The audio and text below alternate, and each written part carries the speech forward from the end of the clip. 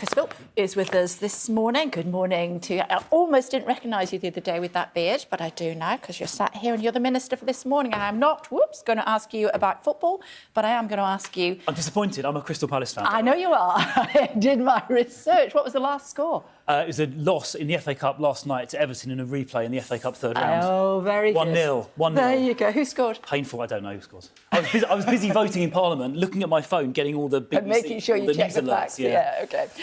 What's your response this morning to asylum seekers being moved out of taxpayer-funded hotels to be moved into other hotels that are still being paid for by the taxpayer? Well, they get moved around the whole time, but the total number, let's focus on the total. The total number has gone down by 50. It was 398, and it's gone down by 50 to 348. Obviously, the government, my colleagues in the Home Office, want to get it down to 0, but that reduction of 50 in total is a good first step. And how have you achieved that? They've achieved it by... Moving them to other hotels? No. Just be really clear. So people have moved around from Hotel A to Hotel B, that's true. But the total, right, the total has gone down. It was 398 and it went down to 348, so a total reduction of 50. And within that, obviously, there's been a bit of people moving from A to B, but the total has gone down. Do you acknowledge that by moving people from A to B, especially kids, that impacts on their schooling?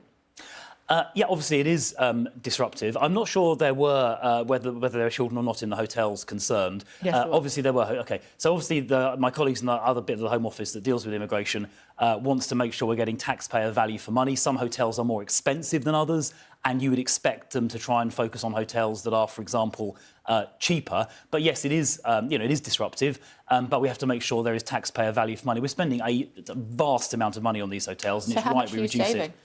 I don't know what the total cost was something in the region of £8 million a day, and by closing 50 out of 400 hotels, that's around about an 8% reduction, isn't it? So that would be somewhere in the region of £640,000 a day. OK, so why was that not done in the first place? Why have more expensive hotels in the first place? Well, because there were a lot of people that came in on small boats and they had to be accommodated in a hurry. Now the numbers are coming down. So the small boat arrivals last year were down by 36%, which is extremely welcome. The pledge, of course, is to stop the boats completely. But getting the numbers down by 36% last year compared to the previous year is a good first step. That obviously reduces the pressure on hotels. They also got a lot more asylum decisions taken last year. I think it was 112,000 decisions got taken. It's quite a big increase on the previous year. And as those decisions get made, then obviously people can move out of the hotels. Have all the existing legacy cases been dealt with?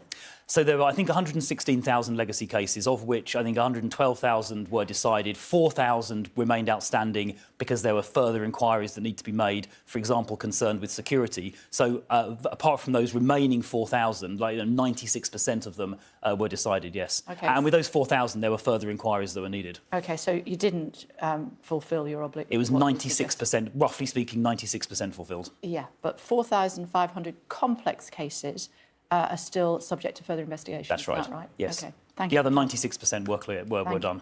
OK, I can't do the maths. Is it true you, though, have given up thinking about barges like the Bibi Stockholm and housing migrants in things like former MOD facilities?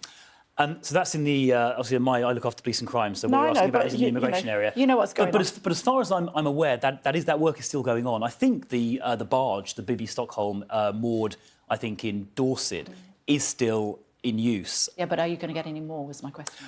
You'd have to ask my colleague, the immigration minister, but there's no decision, I think, to decommission it. And I think if it is cheaper, then I think it is an initiative worth pursuing, whether it's that barge or whether it's former military sites. These hotels are very, very expensive, and I think we do have a duty to the British taxpayer to minimise the cost.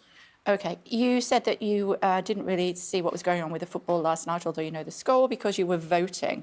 It did go through in the end, but how many more times are these rebels going to hold the Prime Minister's feet to the flames? Look, I think first on the amendments, I think there are a number of colleagues who had very sincerely held views on how the bill could be strengthened. They're perfectly entitled to put their ideas forward and to vote for them as they did. When it came to the critical vote, the vote that everyone was talking about yesterday, the third reading vote, that's the kind of binary yes or no to the whole legislation. Only 11 colleagues out of 350 Conservatives odd voted against, and it passed with a pretty healthy majority of 44. and it can now go to the Lords, which I hope it'll pass quickly. Well, you know that it won't. They'll come back with all sorts of amendments, and then it will raise its head again. Well, and the other process is called ping pong, where it goes back and forwards, but that can happen very quickly. It's quite a short bill. It's only about 7 or 8 substantive Doesn't matter how clauses. long it is if they don't like it. Yeah, well, it'll go back and forward, and the Commons ultimately are the democratically elected House. This is a critical government policy and a critical government pledge, and I'm sure the Lords will keep that in mind. But I wonder why the rebels keep doing what they're doing. It's a little bit like Turkey's voting for Christmas, because they know that if this Prime Minister does not succeed, then he potentially might have to collapse the government and have an early election. 27 points behind, according to the latest opinion polls. yeah, well, that didn't happen. The bill passed. Didn't this time? The bill passed with a majority of 44. But they've warned you for next time. You're on the long finger. I'm not quite sure what that even really? means. If you're on the long finger, it means I'm warning you that Okay. next time this might happen. I can't believe you don't know what that means. Okay, no, I've never heard that before. Okay. But look, Put it in your arsenal. But I filed that away, Kay, for use in the future. Yeah. But look, it passed by a healthy majority. And look, on the wider question, the government has a plan on the economy, a plan on immigration. We're delivering that plan. We're going to stick with that plan. And it's going to work. Labour, by contrast, I knew you were going has to do no this. plan. They have no plan whatsoever. I wish I just no said to plan the on team earlier, immigration, he's no going to plan say on the Labour economy. have got no plan. There we are. You've all had this briefing, haven't you? You say you don't talk to each other when it comes to what's happening as far as the barges are concerned. You certainly know what the line is when you come and talk to me in the morning. Well, Labour have no plan. It's true. And when you hear Labour being questioned in Parliament, right, they have no plan whatsoever on immigration, on the economy. The only plan they've got is to spend £28 billion. They've got no idea where it's going to come from other than increasing taxes, whereas we do have a plan. We're delivering it. And if we stick with it, it is going to create a better future. With no that question. in mind, how frustrating must it be for your Prime Minister to find that his authority is hanging by a thread by those that had one on the show yesterday, a rebel who said that he wanted to go to Downing Street to speak to the Prime Minister before he decided which way to vote? I mean, come on, he's a bit busy running the country. Well, I think it's reasonable for Prime Ministers to have dialogue with concerned backbenchers. Like Parliament, elected by the public, each of us are elected by the public in our particular neighbourhoods, and we're there to speak for the public. And if a member of Parliament has an issue, a concern on behalf of their constituents, you would want the Prime Minister to listen to that. Yeah, That's but how you can't democracy tip works. up at Downing Street, knock Larry the cat out the way and say you need to talk to me along with 649 others before I decide which way to vote. No, I mean, Prime Ministers of both parties have always spoken to members of Parliament, and you'd want that to happen. Otherwise, they'll get isolated and they'll become out of touch. You want Prime Ministers to be open to discussing issues with MPs in private as well as in public. Yeah, but my flippancy refers to the fact that these rebels seem to be having an awful lot of power at the moment. And the Prime Minister, who should be focusing on not just this, but 4 other main pledges that he's made ahead of the general election, he's not able to do that because this is taking up all of his time to the extent where he's doing a news conference a little bit later on this morning. Well, it's not taking up all of his time. You can walk and chew gum at the same time. Can he? And we are delivering on other pledges. Like he said, he'd halve inflation. Right, we've done that. Inflation was 11.1%. Went up yesterday. Yeah, by 0.1%. As it did in America and in Europe. It doesn't go down in a straight line, but it has more than halved. It was 11.1%, and it's gone down to 4%. And the economic forecasts, to the extent you believe them, say that it's going to go down even further And that's in down the rest to him of this rather year. than the Chancellor, is it?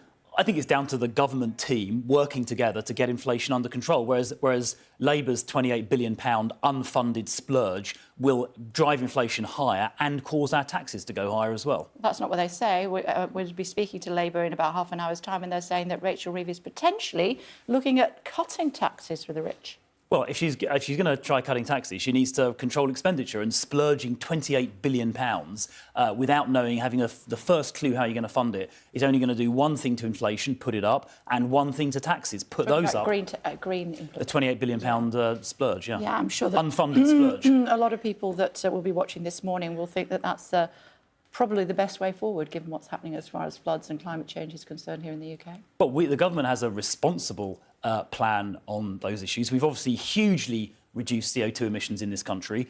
We've massively increased the amount of wind and solar and non-carbon emitting energy generation. The Energy Secretary set out a plan to produce more nuclear power stations, which obviously are a clean form of generation, but all done responsibly. Labour's £28 billion unfunded package will drive up inflation. It will drive up taxes. It'll make us worse off. And other than that, they've got no plan whatsoever on anything.